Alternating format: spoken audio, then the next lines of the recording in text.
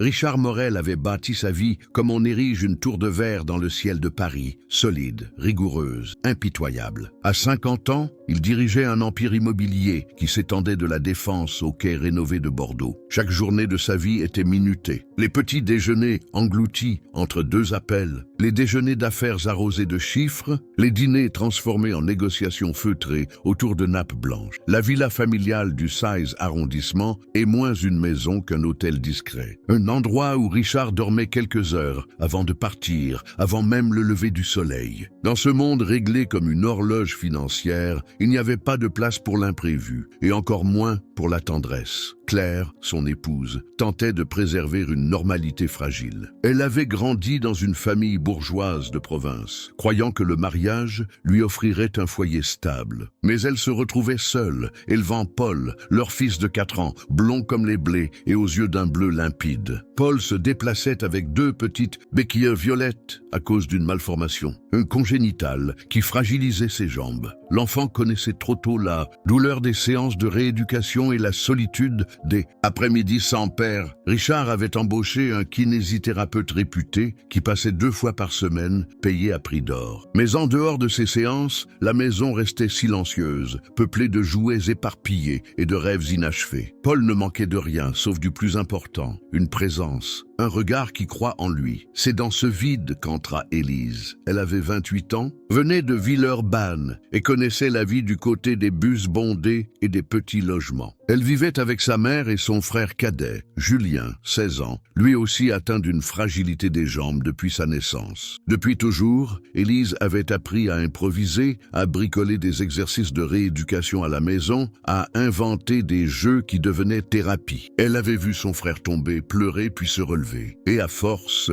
elle avait acquis une patience et une créativité hors du commun. Engagée comme employée de maison chez les Morel, son rôle était simple, nettoyer, cuisiner, ranger. Mais dès les premiers jours, elle remarqua Paul recroquevillé, regardant ses béquilles avec une colère silencieuse. Cette expression lui rappela immédiatement Julien. Le même mélange de douleur et de frustration, elle ne put se contenter de passer l'aspirateur. Elle s'assit à côté de Paul et lui proposa un petit jeu, lancer une balle souple et aller la chercher en faisant 3 pas avec ses béquilles. Paul hésita, tenta, tomba presque, puis éclata de rire. C'était la première fois depuis longtemps que quelqu'un transformait sa faiblesse en défi amusant. Dès lors, Élise inventa chaque jour une nouvelle petite mission. Marcher jusqu'au canapé en équilibre, ramasser un jouet au sol sans s'effondrer, tenir debout 5 secondes de plus que la veille. Paul se mit à attendre son arrivée avec impatience. Il n'apprenait plus seulement à marcher, il apprenait à se dépasser. Un soir, le destin prit Richard par surprise. Il rentra plus tôt que prévu d'une réunion annulée et entra dans le grand salon, prêt à trouver le silence habituel. À la place, il découvrit son fils au milieu de la pièce, essayant d'aider Élise à passer la serpillière en se tenant droit sur ses béquilles. Les joues rouges, Paul proclamait fièrement « Papa, regarde !» J'ai tenu debout 5 minutes aujourd'hui. Richard resta figé. Ce n'était pas seulement une scène domestique. C'était une image qu'il n'avait jamais vue. Son fils, rayonnant de fierté, animé d'une force intérieure. Élise, gênée, voulut s'excuser. Mais Paul ajouta avec une détermination désarmante « Elle ne me laisse pas abandonner quand ça fait mal. Elle dit que je suis fort comme un chevalier. » Ces mots frappèrent Richard comme un coup en plein cœur. Quand avait-il entendu son fils se décrire avec autant de courage? Quand lui-même avait-il encouragé Paul de cette façon? Il ne savait plus. Cette nuit-là, Richard monta voir Paul endormi. Le petit garçon serrait un vieux doudou contre lui, un sourire encore accroché à ses lèvres. Richard resta assis longtemps, se demandant comment il avait pu laisser tant d'instants lui échapper. Le lendemain, il fit quelque chose d'inédit. Il annula 3 rendez-vous, repoussa une négociation de plusieurs millions et décida de rester à la maison. Dans le jardin,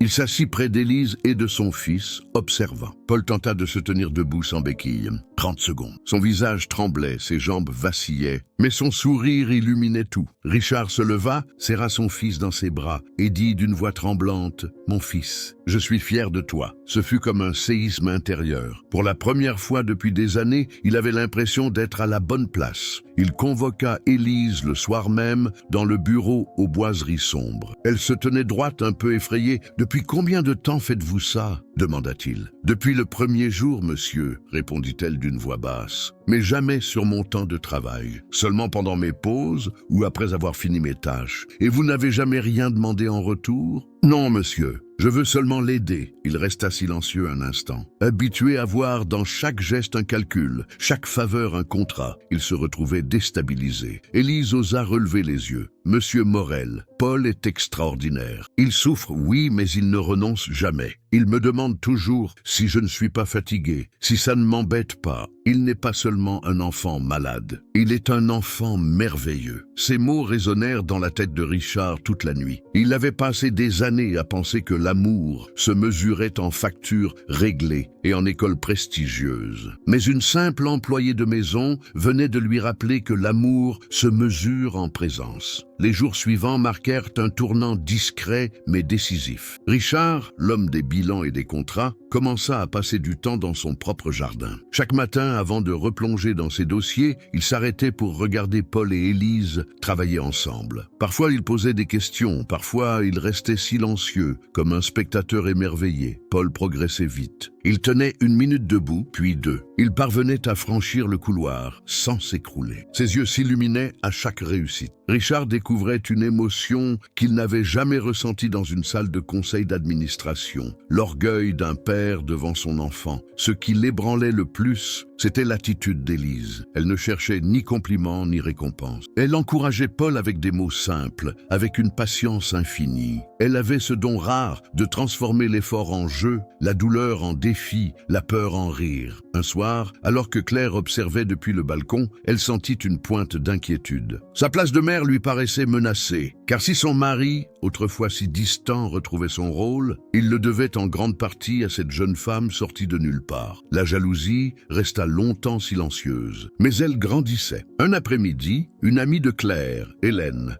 passa prendre un café dans le salon de marbre. Voyant Élise jouer avec Paul au sol, elle lança d'une voix sucrée « Tu devrais faire attention, ma chère. On dit qu'il ne faut pas laisser les domestiques croire qu'ils font partie de la famille. » Paul, qui avait entendu, se redressa, rouge de colère. « Ce n'est pas une domestique, c'est la meilleure personne du monde. » Hélène, piquée, leva les yeux au ciel. Claire tenta de calmer la situation, mais Richard, mis au courant le soir même, explosa. Pour la première fois, il prit ouvertement la défense d'Élise. « Plus jamais je n'entendrai ce genre de propos dans ma maison, » dit-il d'un ton glacial. « Ici, elle fait partie de notre famille. » Claire baissa les yeux. Elle comprenait son mari, mais ce mot « famille » lui serra le cœur. Quelques semaines plus tard, Richard reçut un appel qui fit ressurgir ses réflexes de prédateur. C'était Marc Delcourt, un ancien rival bordelais. Sa voix mielleuse cachait mal une curiosité intrusive. « Richard, dit-il, on m'a parlé de cette jeune femme, Élise, je crois. Elle travaille chez toi. » « Et alors ?» répondit Richard méfiant. « J'ai entendu dire qu'elle est exceptionnelle avec les enfants handicapés. Mon petit-fils souffre d'une paralysie. Je voudrais la recruter. Naturellement, je suis prêt à payer le double de ce que tu lui offres. Voiture de fonction, mutuelle familiale, tous les avantages. » Richard sentit le sang lui monter à la tête. « Elle n'est pas à vendre, Marc. » « Allons, Richard, tout le monde a un prix. Ce n'est qu'une employée de maison. » Cette phrase déclencha une colère qu'il ne s'était jamais connue. « Non, elle n'est pas qu'une employée. Elle a sauvé mon fils et elle fait partie de ma vie. Garde ton argent, » il raccrocha sèchement. Mais une inquiétude le rongeait. Et si Élise, par besoin ou par loyauté envers sa famille modeste, finissait par accepter une telle offre? 3 jours plus tard, sa crainte devint réalité. Élise entra timidement dans le bureau. « Monsieur Morel, j'ai reçu une proposition. » Le cœur de Richard se serra. « De qui ?»« De la famille Delcourt. Il m'offre beaucoup plus que ce que je gagne ici. Avec cet argent, ma mère pourrait arrêter de travailler la nuit et mon frère se consacrerait à ses études. Je ne sais pas quoi faire. » Elle parlait les larmes aux yeux. Richard resta silencieux un moment, partagé entre l'égoïsme et la compréhension. Puis il prit une décision. « Répondez-moi franchement, Élise. Êtes-vous heureuse ici ?»« Oui, très heureuse. Et pensez-vous que Paul supporterait de vous voir partir ?» Elle hésita puis murmura « Il serait détruit. » Richard se leva, fit quelques pas, puis se tourna vers elle avec une résolution nouvelle.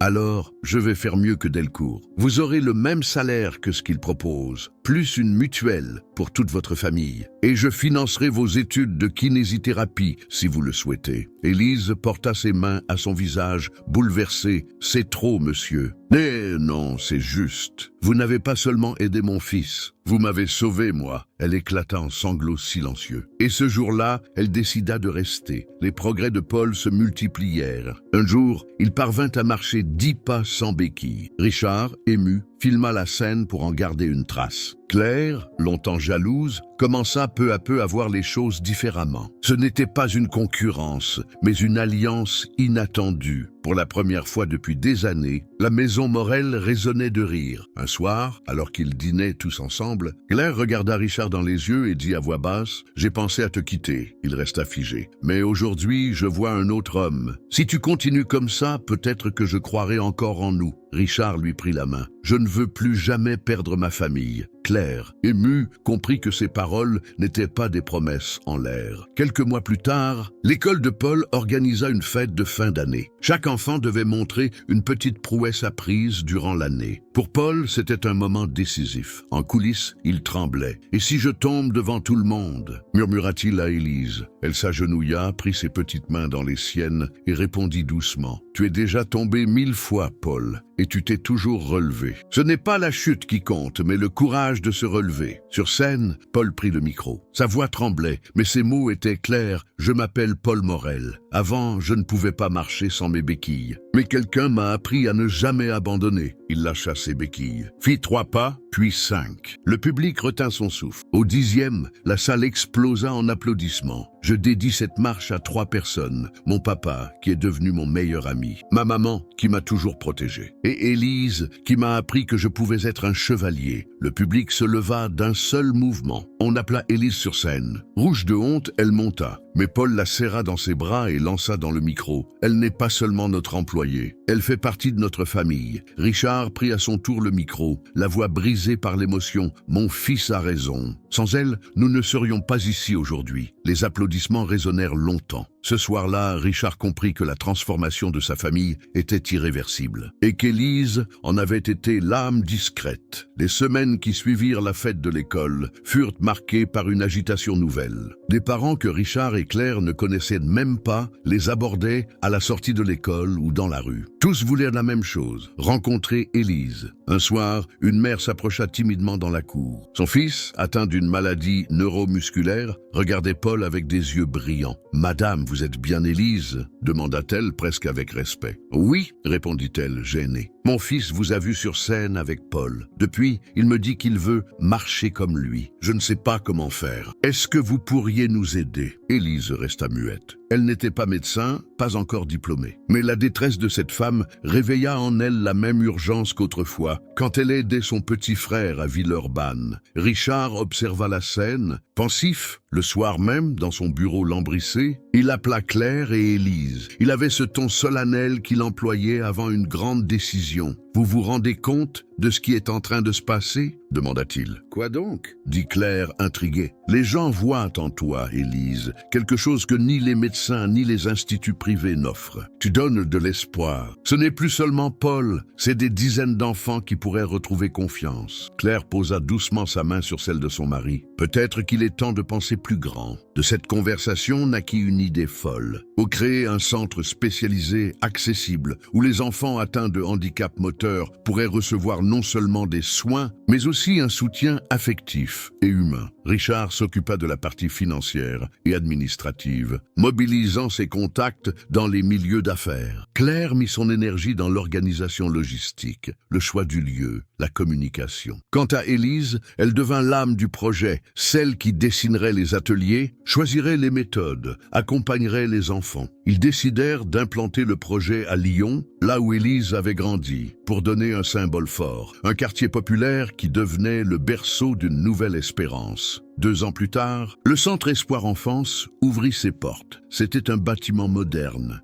coloré, lumineux, avec de grandes baies vitrées donnant sur un jardin. Chaque pièce respirait la vie. Des salles de motricité remplies de tapis, des ateliers ludiques, une piscine adaptée, des espaces sensoriels. Rien n'avait été laissé au hasard. Le jour de l'inauguration, Paul, désormais âgé de 6 ans, fut invité à couper le ruban bleu avec une paire de ciseaux trop grands pour ses petites mains. Mais il y parvint, fier comme jamais. « Tati Élise, tu as réussi !» cria-t-il en courant dans le hall. « Non, mon chevalier, dit-elle en le serrant contre elle. C'est toi qui m'as donné la force. » L'événement attira la presse locale et même des journalistes nationaux. On filma Richard dans un discours solennel, déclarant « Ce centre est né d'une chose simple, le courage d'une jeune femme qui a cru en mon fils quand je doutais moi-même. Grâce à elle, Paul marche. Grâce à elle, d'autres enfants marcheront. » Les applaudissements résonnèrent longtemps.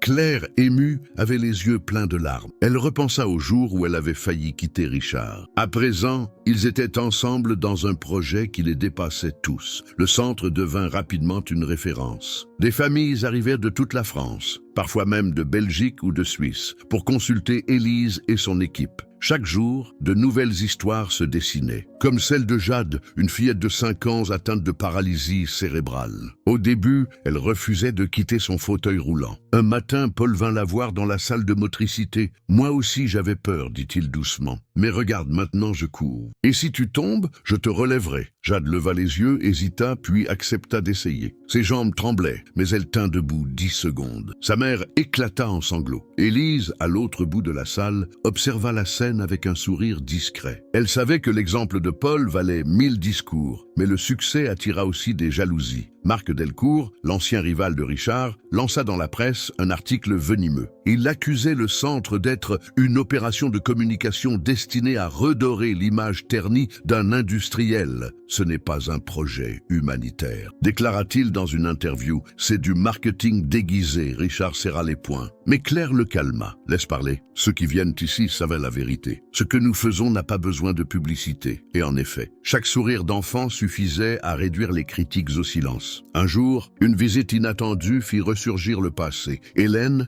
l'amie hautaine qui avait humilié Élise des années plus tôt, se présenta au centre. Ses yeux étaient rougis par les larmes. « Je sais que je ne suis pas la bienvenue, dit-elle d'une voix brisée. Mais mon petit-fils est né avec une malformation neurologique. Il a besoin d'aide. » Claire, d'abord glaciale, hésita à répondre. Mais Élise intervint avec douceur. « Laissez-la entrer. » Dans le bureau, Hélène éclata en sanglots. « J'ai été odieuse avec vous, Élise. Mais aujourd'hui, je viens supplier que vous aidiez mon petit-fils. Je suis prête à m'excuser 1000 fois s'il le faut. » Élise baissa les yeux, puis regarda Paul, assis à côté d'elle. Le garçon prit la parole avec une sagesse désarmante. « Papa, maman, Tati Élise dit toujours que tout le monde mérite une deuxième chance. » Un silence épais s'installa. Puis Élise hocha doucement la tête. « Très bien, Hélène. Ce n'est pas moi qui compte, c'est cet enfant. S'il a besoin de nous, nous serons là. » Hélène, bouleversée, tomba à genoux. « Merci, je n'oublierai jamais. » Quelques mois plus tard, lors d'une cérémonie au centre, Hélène prit la parole devant des dizaines de familles. « J'ai jugé Élise, j'ai voulu la rabaisser. Mais aujourd'hui, je peux dire qu'elle est la plus grande leçon de ma vie. Elle a transformé ma honte en espoir. » Le public l'applaudit. Richard et Claire échangèrent un regard fier. Paul, assis à côté d'Élise, serra sa main et déclara « Tati, tu changes le monde. » Élise, émue, baissa la tête. Elle n'avait jamais voulu de gloire, seulement offrir à d'autres ce qu'elle avait donné à Paul. Mais ce soir-là, elle comprit que son destin dépassait ses propres rêves.